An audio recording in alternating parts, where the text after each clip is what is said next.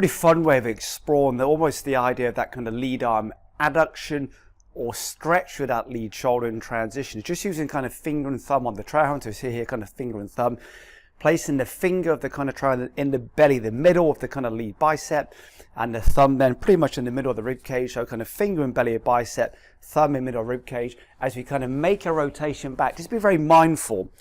Whatever distance you observe between finger and thumb at address, how we maintain that through back, but in transition, using that rib cage, become more silent to the camera now, as you move in transition, is using that rib cage to rotate into that kind of lead arm, so we reduce the distance between finger and thumb. So once again, thumb on middle of rib cage, finger, belly, bicep, whatever distance you observe between finger and thumb at address, as we move through back, so maintain that distance. But as we start to move into downswings, we actively rotate that rib cage so it collides and moves into that kind of lead arm. That space between finger and thumb will then reduce in transition. This is a wonderful way of then exploring, getting that stretch, that adduction, that compression, that lead arm, which we know is a huge contributor in provided to, for example, club head speed in the golf swing.